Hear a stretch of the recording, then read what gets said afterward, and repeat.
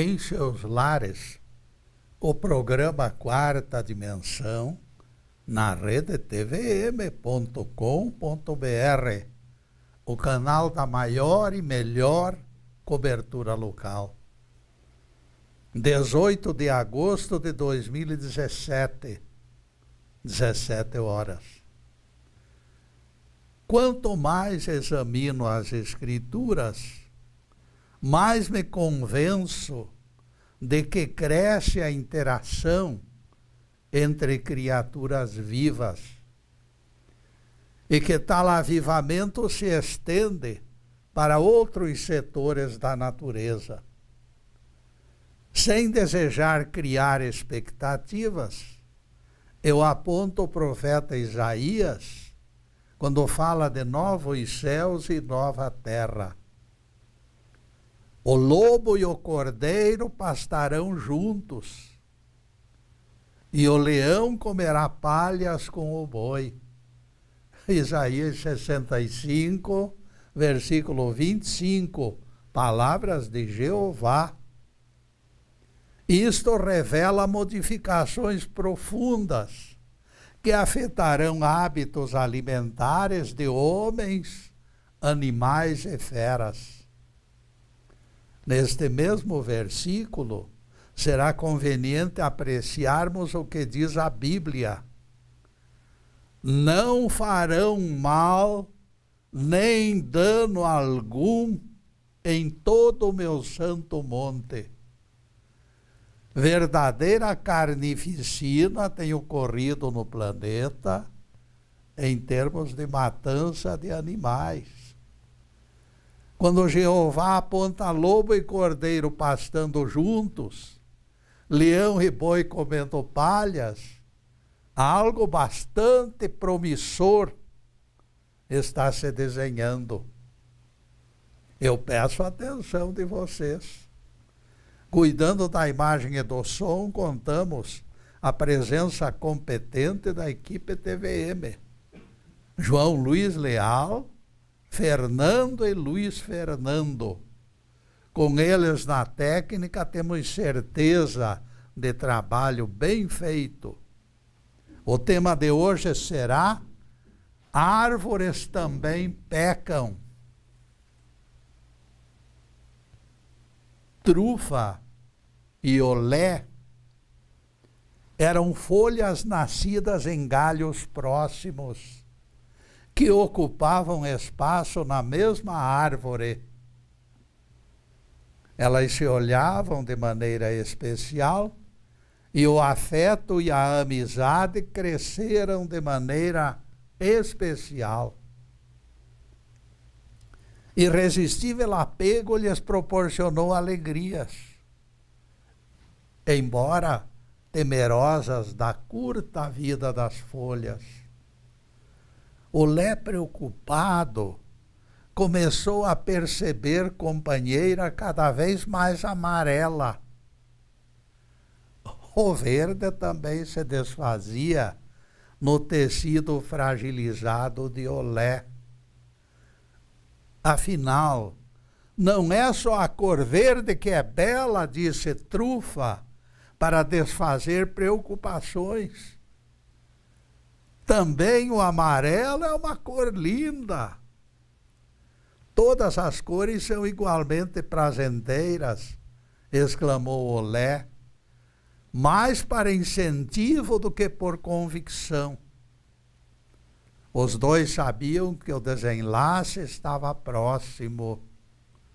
Realmente, algum tempo depois, corrente de vento desfez a precária ligação que mantivera Olé nas alturas. Trufa, desesperada, viu o companheiro despencar na misteriosa noite e lhe falou na linguagem das folhas: volta, Olé, volta para mim, que não me será fácil viver sozinha. Seus inúteis lamentos perderam-se na escuridão da noite. Ela se voltou esperançosa para a gigantesca árvore que considerava espécie de deusa e pediu clemência. Usa teu poder, senhora árvore, e traz o Lé de volta, eu te suplico. A árvore nem se moveu, nem se comoveu. Como poderia alguém superior, enraizada no solo, preocupar-se com míseras folhas? Já fizera muito por elas, alimentando-as com a seiva dos seus galhos. Trufa se revoltou contra tamanha indiferença e bradou: agastada, uma vez que você afastou o olé, senhora árvore, pelo menos permita que eu também me desligue e vá ao encontro dele. Sono pesado tirou consciência de Trufa e ela dormiu durante horas e horas. Quando acordou, percebeu que não estava mais pendurada no galho. Imediatamente os dois comemoraram o fato de se livrarem do galho prepotente e da tirania daquela árvore. Brisa forte soprou e levantou Olé e Trufa, e as duas formas etéreas se rejubilaram, evoluindo pela vastidão do firmamento. Aquilo que elas haviam temido tanto não acontecera. Em toda a vida, elas sempre imaginaram que o desprendimento da árvore seria o fim da linha em termos de existência. Despencar no vazio do desconhecido, sem arrimo do galho, no entendimento delas, representaria a morte inexorável.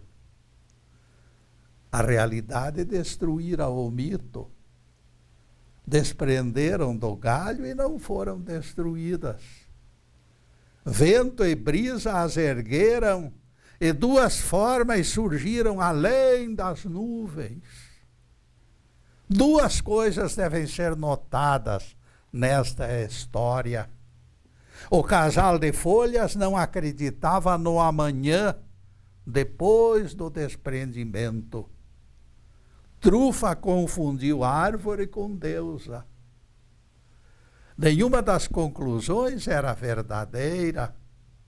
O vento forte as conduziu para longe e casal de pássaros as recolheu para forrar seu ninho de amor.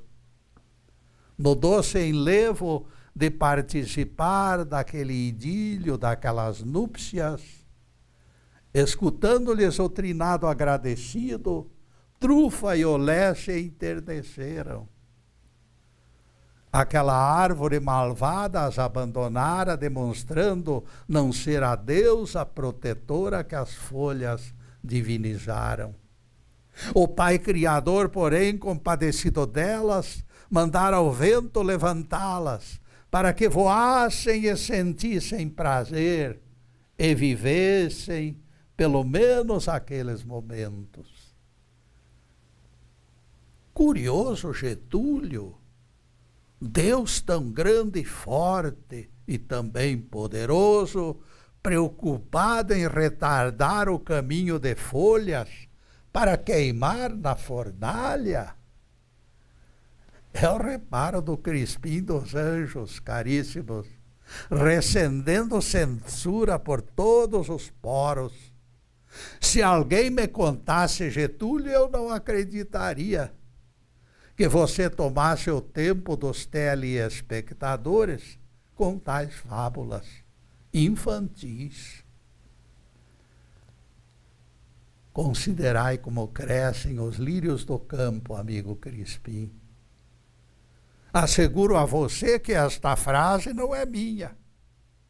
Também o autor de tais imagens literárias se ocupou de vegetações rasteiras em seus ensinamentos.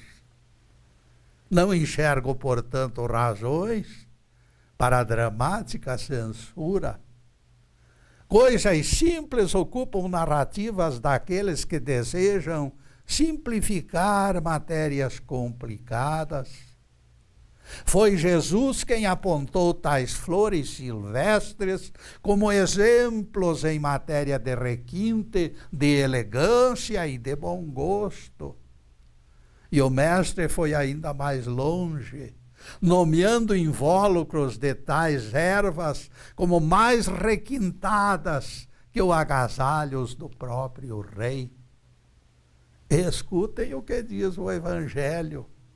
Considerai como crescem os lírios do campo. Eles não trabalham, nem fiam. Eu, contudo, vos afirmo que nem Salomão, em toda a sua glória, conseguiu vestir-se como eles. Mateus 6, versículos 28 e 29, palavras de Jesus. Se Deus veste a erva do campo, que hoje existe e amanhã poderá ser lançada ao forno, quanto mais o fará em vosso favor, homem de pequena fé. Mateus 6, versículo 30. Depois dessas palavras de Jesus, Crispim, eu suponho que você esteja envergonhado pelo desdém diante do casal de folhas. Como você escutou, caríssimo, o nosso querido mestre valorizava o mundo e a natureza ao seu redor. Vejam que Jesus colocou a própria sementinha de mostarda, bem pequenininha, na berlinda, para dar vida e corpo aos seus ensinamentos. Ele disse: se tiverdes fé do tamanho de um grãozinho de mostarda, direis ao monte, transporta-te daí, monte, e o monte mudará de lugar. E nesta mudança de lugar, meus caros, nós vamos fazer a primeira interrupção em nosso programa para os comerciais do canal, mas é um instantinho só. Daqui a pouco estaremos de volta. Obrigado.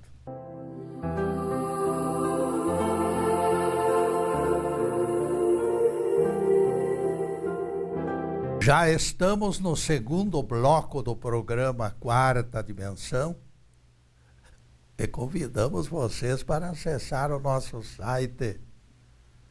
Ele já está na telinha, por gentileza, do João Luiz. E não esqueçam as 121 palestras que se encontram no YouTube, dia e noite, à disposição dos telespectadores. E agora a continuação do nosso tema. As árvores também pecam. As duas folhas que você considerou indignas, Crispim, são superiores em tamanho ao pequeno grão usado por Jesus para dimensionar a nossa fé. Isto ressalta o tamanho da sua implicância, Crispim. Enquanto você considera as folhas desprezíveis, ressaltamos o fato de que Deus as reveste de beleza superior ao traje do rei Salomão. São bem-aventurados aqueles que têm olhos de ver a natureza e que sabem valorizar a presença do Criador em cada pedacinho da obra.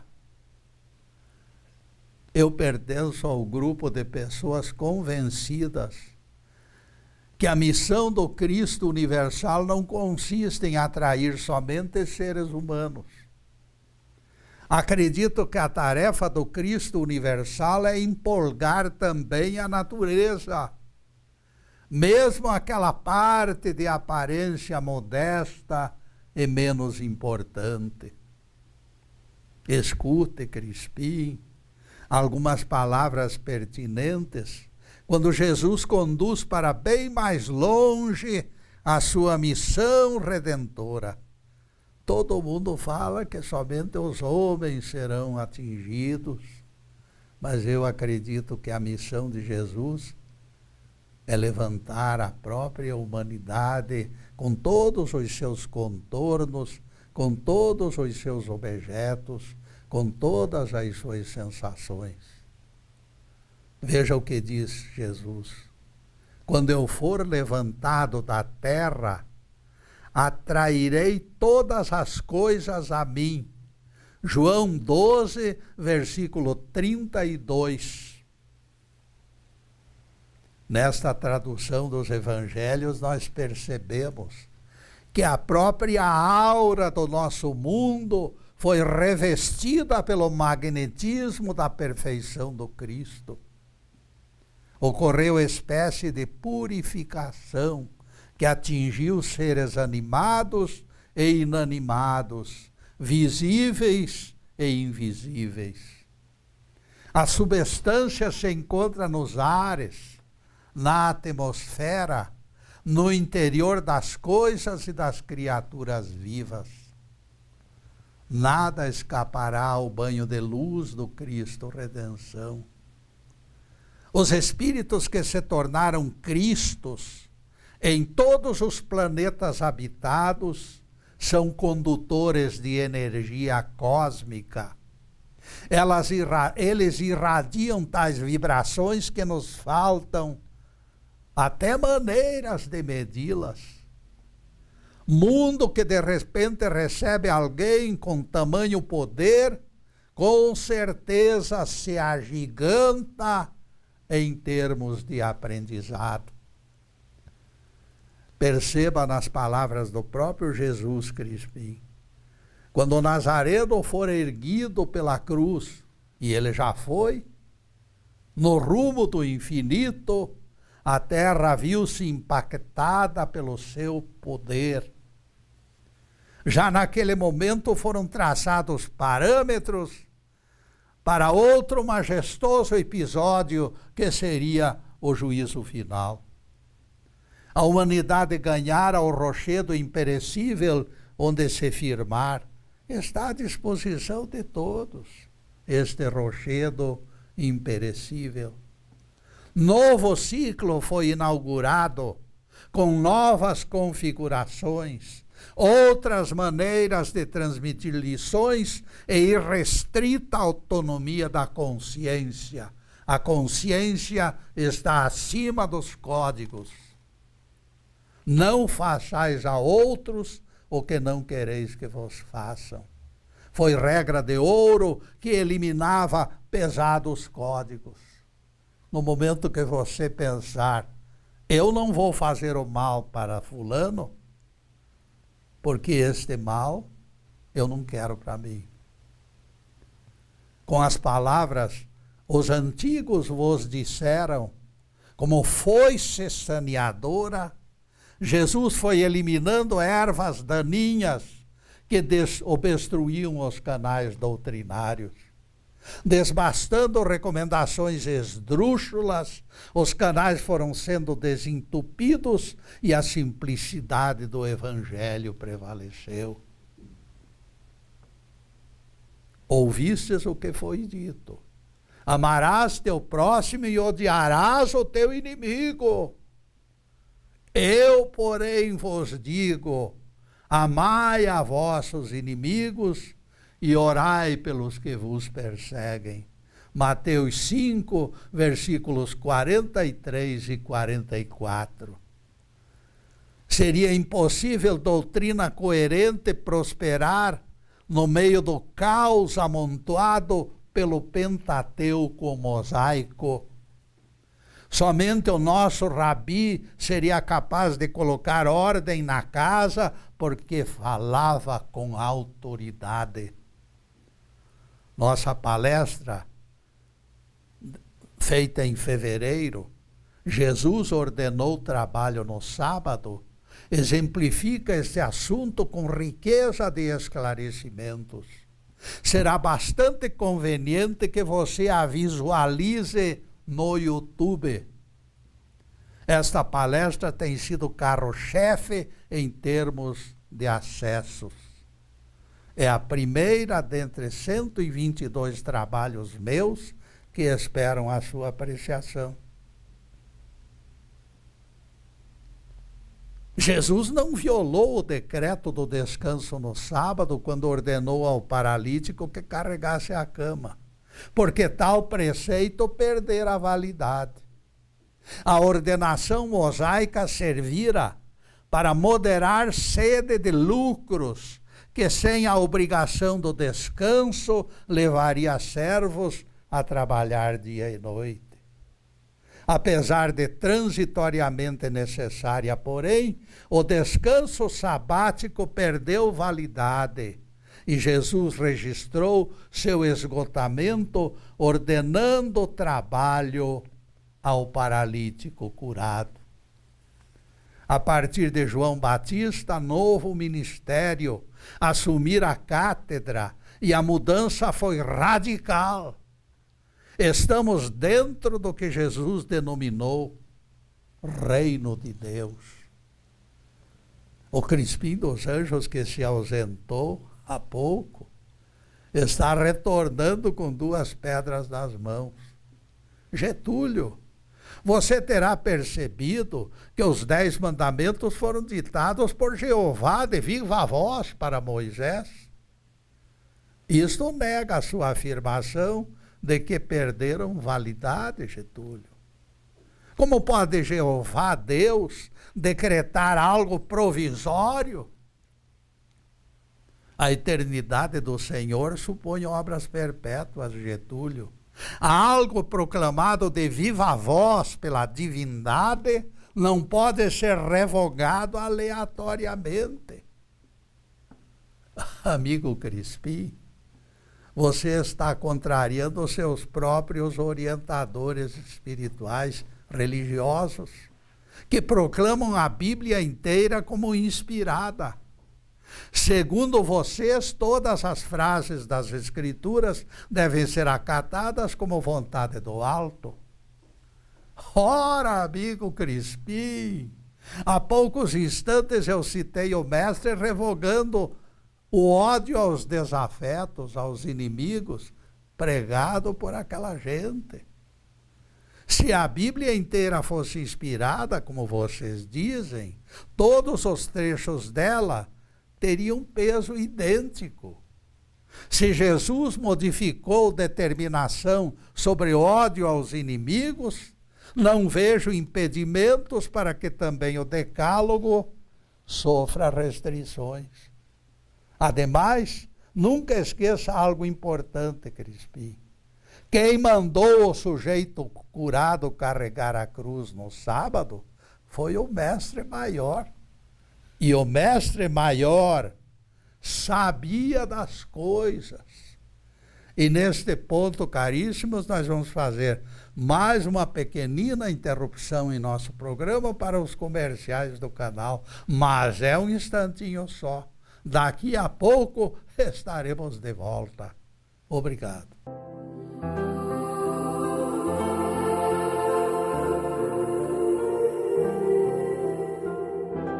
Estamos retornando com o programa Quarta Dimensão, terceiro bloco. Eu conheci médico que envelheceu em hospital, atendendo elevado número de pacientes durante sua longa vida. Depois que os anos reduziram sua capacidade, a direção da empresa o manteve em serviço, mas o seu consultório era escassamente procurado. Com enorme aflição, esta grande figura se afastou da empresa, constrangido, quando percebeu a rejeição causada pela sua idade. No aspecto físico em que nós interagimos, as pessoas e as coisas estão sujeitas a determinado tempo de validade. O envelhecimento é algo inexorável que alcança tudo e todos. Também as leis envelhecem e têm que ser substituídas. Quando Jesus diz que em Mateus 5,18 que nenhum tio da lei passará, certamente ele se referia ao inalcançável esconderijo da consciência. Esta lei não será jamais revogada. As leis da consciência são eternas e invioláveis. Se assim não fosse, Jesus se tornaria infrator e desobediente quando ordenou o trabalho no sábado. Aquele que violar mandamentos será considerado mínimo. Foram suas próprias palavras em Mateus 5,19. Leis escritas, porém, envelhecem. E depois desse pinguinho de doutrina, continuaremos analisando o tema árvores também pecam. A violação do sábado por Jesus só pode ser mensagem deixada aos intérpretes do futuro para desligar sua doutrina de vínculos inadequados. O Nazareno não veio ao mundo para colocar remendo em roupa velha. O Evangelho trata desse assunto. Ninguém coloca remendo de tecido novo em roupa velha, pois o remendo arrancará parte do tecido e o rasgão ainda ficará maior. Palavras de Jesus em Mateus 9, versículo 16. Ademais, se o decálogo vigorasse, Jesus teria cometido duplo pecado, violando e induzindo outra pessoa ao mesmo erro. Única justificativa para carregar a cama se encontra no uso do episódio para mostrar que os 10 mandamentos nada têm com os cristãos. É coisa de judeus. É coisa do passado. A cura já acontecera. O leito ocupado pelo inválido, obviamente em péssimas condições, não despertaria interesse dos amigos do alheio. Quem é que ia se preocupar com aquele traste velho? A cama ficaria no mesmo lugar até o dia seguinte, sem perigo de que alguém se interessasse por levá-la. Outra coisa salta aos olhos de observador atento. Alguém 38 anos paralítico, mesmo curado, deveria se encontrar demasiado abatido. Única pessoa, ainda meio ousa, carregar a cama. Não teria sido fácil. Todos esses fatores reunidos mostram que o Nazareno forçou a barra para que todos entendessem que evangelho nada deve ao Pentateuco de Moisés. Jesus não viera ao mundo para criar seita subordinada aos códigos mosaicos. Tudo no cristianismo transpira leveza e espontaneidade. O Crispim me olha desconfiado e diz: Getúlio, você hoje está insuportável, mas eu tenho algo para desmontar essa sua falsa autossuficiência. É trecho do Evangelho, Getúlio. Eu escolhi para colocá-lo em apuros. Desta armadilha você não escapa. É o Crispim desafiante. E ele leu o trecho do Evangelho. Certa manhã, ao voltar para a cidade, Jesus sentiu fome. E deparando figueira, aproximou-se dela, não tendo achado senão folhas. E Jesus disse então: nunca mais nasça fruto de ti.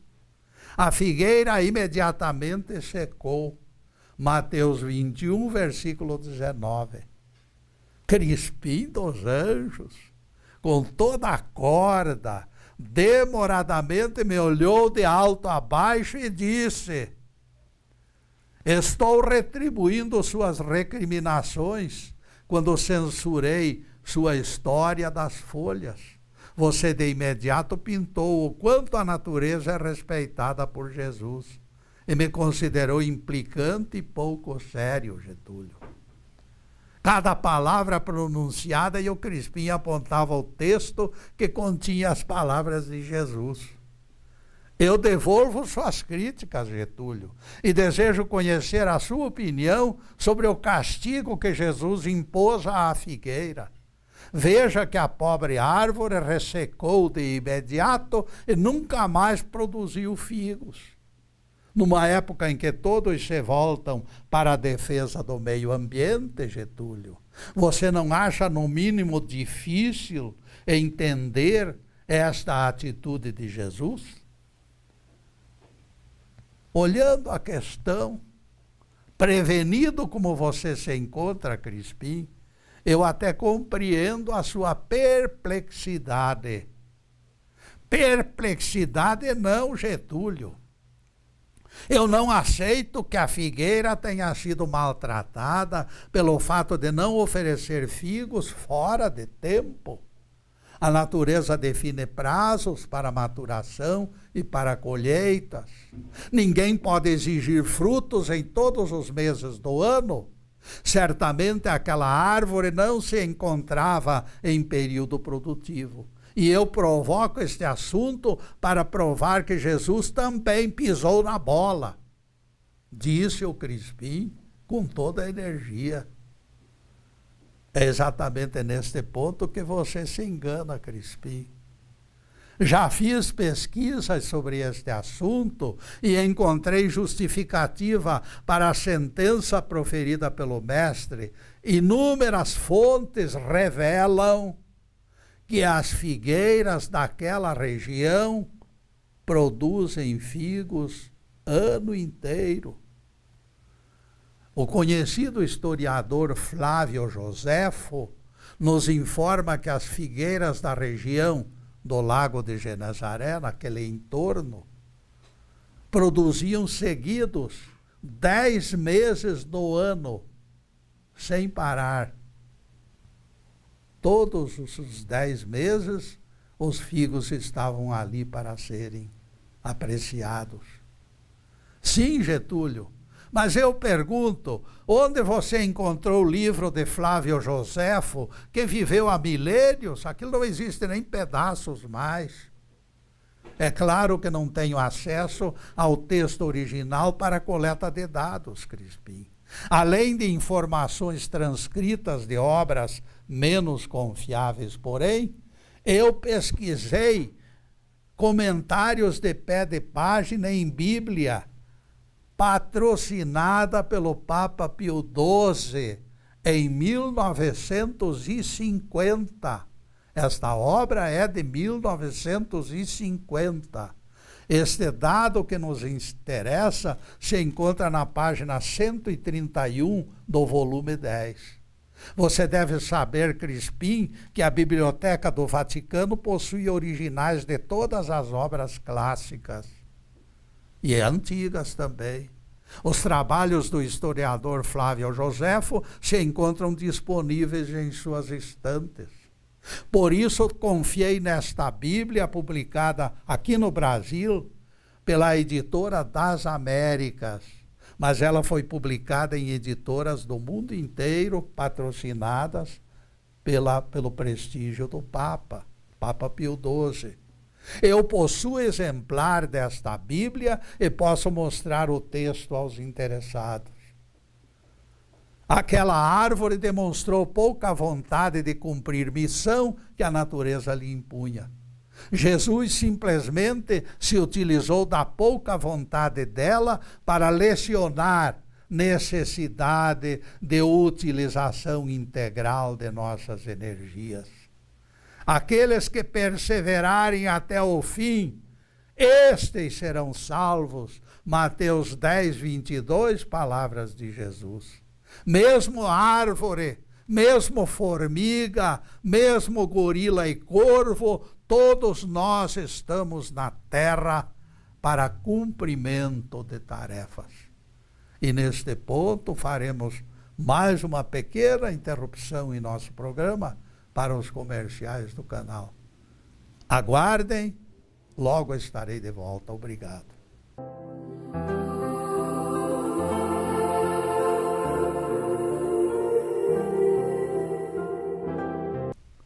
E atingimos o último bloco do programa Quarta Dimensão. O tempo passou rápido como um foguete. E coloquem na agenda, sexta-feira é o nosso dia de encontro. A partir das 17 horas das sextas-feiras, sempre estaremos aqui, ao vivo e a cores. Na próxima sexta-feira focalizaremos outro tema ligado à Bíblia, e especialmente aos Evangelhos. Em seguida, os últimos questionamentos sobre o assunto de hoje. Árvores também pecam. Ninguém nasce para a ociosidade. Mesmo árvore, mesmo pássaro, mesmo fera. Jesus tomou aquela figueira como exemplo universal. Alguém proclama: eu não faço mal a ninguém. Eu permaneço no meu canto e estou sempre sorridente, irradiando simpatia e bom humor. Caríssimo, por favor, lembra-te da figueira. Não esqueça que as outras árvores em todo o descampado cumpriam suas obrigações. Até aos confins da Galiléia davam frutos durante o ano inteiro. Jesus teve fome, estendeu a mão e só encontrou folhas. Se outras produziam, por que cargas d'água esta se tornou estéril e deixou vazias as mãos do mestre? Ela está ocupando lugar na superfície do planeta e não lhe será permitido viver sem trabalhar. Ninguém tem permissão para viver sem trabalhar. Ressecada pela justiça implacável, foi aberto novo lugar para outra figueira que foi plantada no espaço da preguiçosa. Vocês não acham isso justo? Nunca esqueça isto, meu caro bonzinho indolente, que além de preguiçoso ainda peca por omissão de socorro.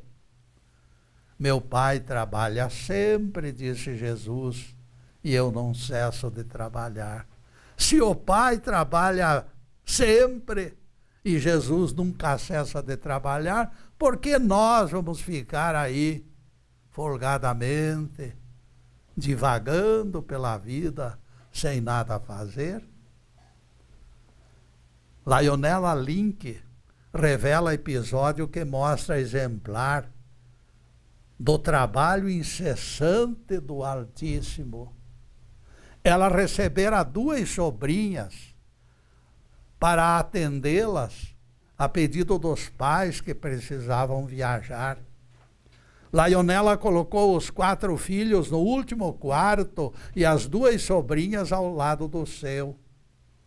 No meio da madrugada, ouviu alguém choramingando e correu para prestar atendimento. Então aconteceu algo inexplicável. Lionela, hesitante, não procurou o quarto das sobrinhas. Alguma estranha força mudou seu plano naquele pequeno trajeto. Ao invés de entrar no quarto das hóspedas, ela seguiu o corredor até o aposento dos filhos. Maquinalmente, empurrada por alguma força. Parei na entrada, explica Lionela. Ouvi minha pulsação acelerada, revelando pressão arterial se elevando. Alguma coisa profetizava tragédia iminente. Meus filhos, porém, dormiam calmamente no beliche e estranhei o ímpeto que me forçou a abandonar o leito. Por que eu vim correndo para este lugar? Ela se perguntava sem compreender. Eu deveria ter sido enganada por alucinação. Num relance, porém, o motivo apareceu. A parte superior do beliche estava se desprendendo. Mais alguns minutos e a pesada tábua e o colchão esmagariam Raquel, a mais nova das filhas, que dormia na parte de baixo. Desesperada, Laionela gritou por socorro e dali a pouco, pela intervenção divina, tudo se resolvera. Vejam que o Pai Celestial surpreende pela constância do seu amparo em situações de risco. Ele se encontrava tão presente, consciente e ativo no quarto silencioso e na escuridão ele enxergara o perigo. Fez Laionela ouvir o choro da sobrinha, que se encontrava no aposento mais perto, e o sobressalto tomara conta dela sem motivo aparente. Depois, Deus embaralhou suas ideias. Afinal, por que levantara da cama com aquele frio intenso? Por quê? Sem saber o que fazer, ela se encaminhara para o quarto das crianças. Aquilo que poderia ser tragédia se transformou em apoteose de gratidão e terminou numa prece de louvor ao Todo-Poderoso Deus. Isto serve, caríssimos, para reforço da nossa certeza. Os anjos do Senhor estão sempre acampados para socorrer os aflitos. Nós não os percebemos. Eles, porém, nos enxergam. Eles são os ministradores da vontade divina. Dentre eles, aquelas entidades que acompanham crianças são tão poderosas que contemplam a própria face do Senhor. Foi o próprio Jesus quem disse: não desprezeis qualquer destes pequeninos, porque os seus anjos enxergam a face do meu Pai eterno. Mateus 18, versículo 10. Por essas palavras, percebemos o quanto Deus está entronizado em nossas casas e em nossas vidas. O Pai Eterno é a realidade presente através dos seus anjos e da sua própria essência. Até nossas crianças têm padrinhos de hierarquias superiores que estão velando por elas. Isto significa que nossos lares nunca estão vazios. Permanentemente estamos sendo monitorados pela presença dos anjos e do próprio Pai Eterno. Não existe mistério, portanto, de que as nossas preces possam ser atendidas.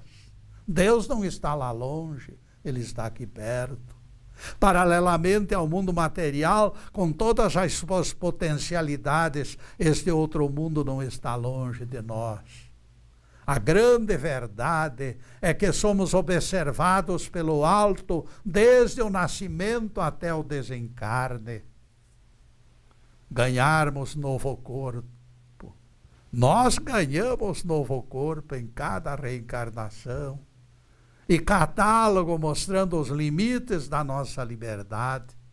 O corpo é empréstimo de Deus, incluindo os bens e a posição política e social de cada um. Nós podemos trazer em nosso favor esta energia de Deus e todas as múltiplas habilidades que nos ajudarão a progredir espiritualmente.